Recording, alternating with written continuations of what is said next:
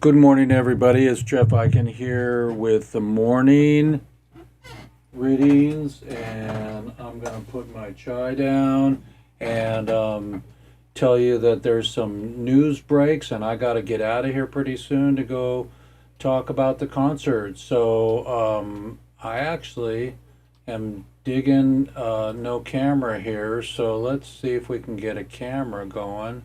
Camera,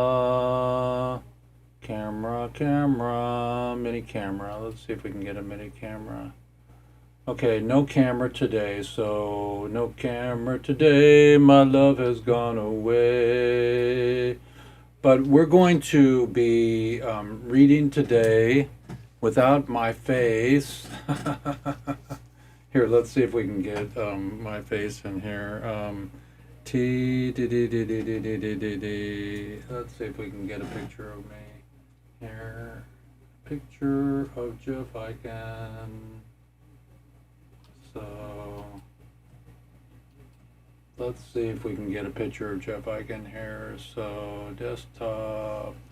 So we're gonna go JE. Boom.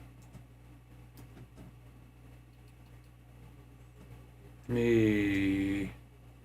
Well, I guess the fact of the matter is that the computer is in its own world this morning, everybody, and that doesn't bode with the Bodhi tree.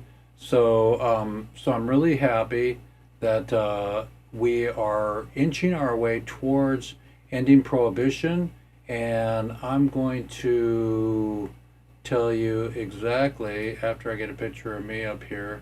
I got one, I promise.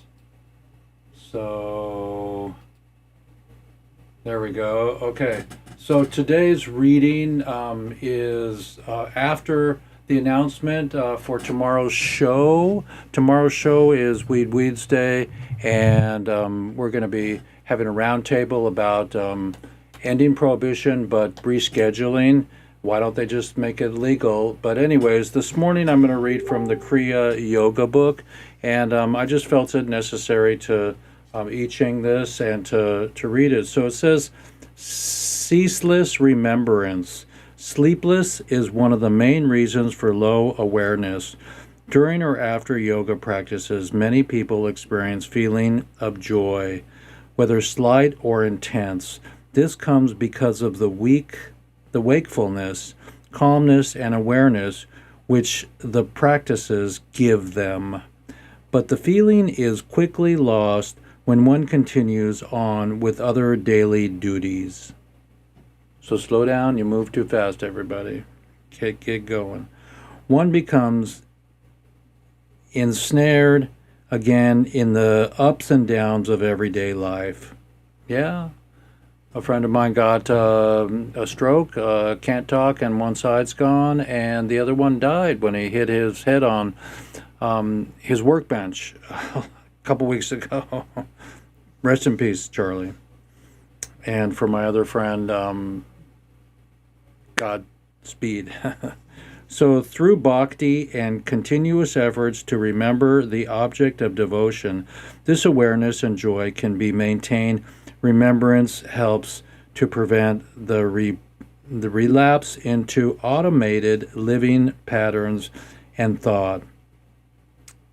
This careless remembrance is a powerful practice for expanding awareness, but is also not easy without devotion. Love and light and bhakti make a person remember. There has to be a natural attraction to the sweetness of the name mantra, one's deity. Bees are automatically attracted to the nectar in the flower. This remembrance must be spontaneous. A man who is in love with a girlfriend or his wife cannot stop thinking about her. He does not need to try. He automatically thinks of his beloved. He has no choice but to remember. It's like Drumvalo. Drumvalo has the school of remembering. A bhakti must remember God, his guru, his mantra, or whatever with the same intensity. This remembrance must permeate one's whole being 24 hours a day. There are many cases of great bhaktas who were unable to stop remembering even when they were killed.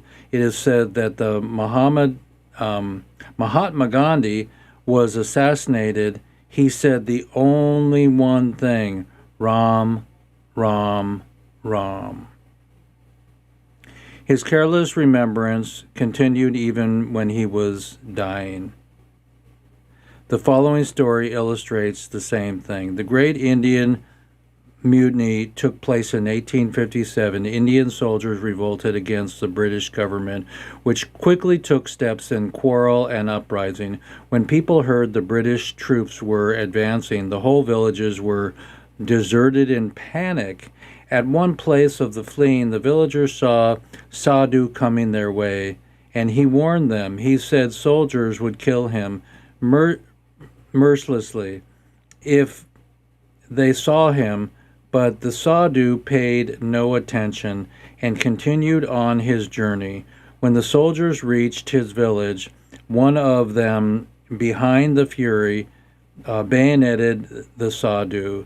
He fatally was injured, and the soldier withdrew his bayonet, and Sadhu whispered in his last dying, breathing words, "And you also are he." Even in the agony of death, the Sadhu saw his murderer as a form of divinity. Such a power of the continual remembrance. Many of the great poets have beautifully illustrated this continual remembrance for them, and the Supreme is helper, and the dearest and the nearest friend, nearer the breath, nearer than the own mind. This is beautifully expressed by Lord Tennyson.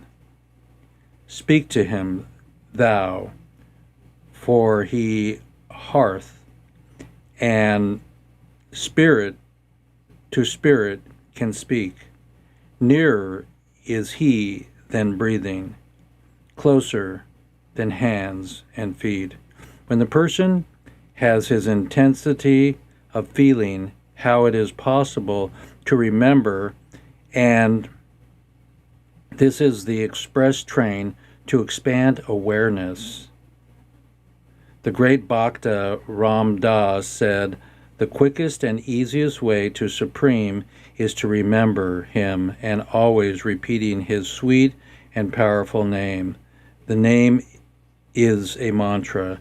If you chant it virtually or mentally with awareness of its meaning and then harmonize with the whole mind, one is less influenced by the ups and downs of tumultuous world we live in. One becomes more aware, the whole mind becomes concentrated and powerful. This continual remembrance will break down the ego, body, and mind. In definition, it will lead knowledge and fulfillment." The great Bhakta Kabir sang, "I declare to the Lord, to the loud beat of the drum, that with every breath that passes without remembering the name of the Lord, thou art losing the chance to conquer these words, the chance to reach spiritual heights." This continual repetition and mantra is called Japa, with a J. Try to repeat the mantra continually. Try to remember throughout the whole day and night. If you cannot, then at least remember the name and devotion of the morning with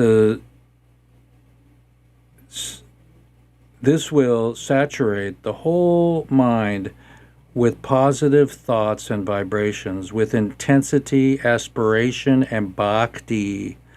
The remembrance will become natural and spontaneous.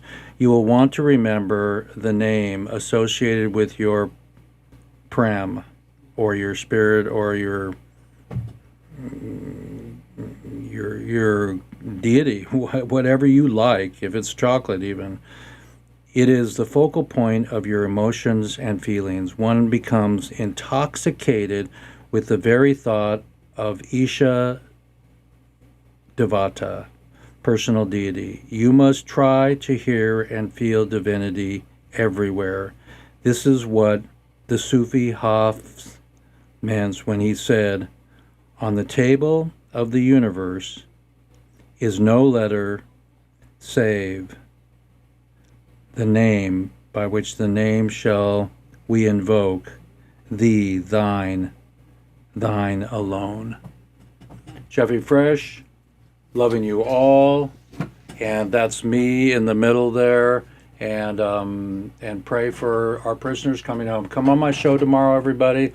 Find me, find the very place to come on, and I will go now to my meeting. And love you all in a really positive, incredible universe that we have coming at us with you and with intentions. Jeffrey Eichen, son of Carol and Howard. We got Father's Day coming up next, and then Brothers and Sisters Day, and then Children's Day, and every day. Love you. Just remember, Drumvalo, the School of Remembering. Peace out, everybody. Love and light. Good morning. The morning readings. Let's see if I can get a morning reading. There it is. There's a morning reading right there. Peace out, everybody.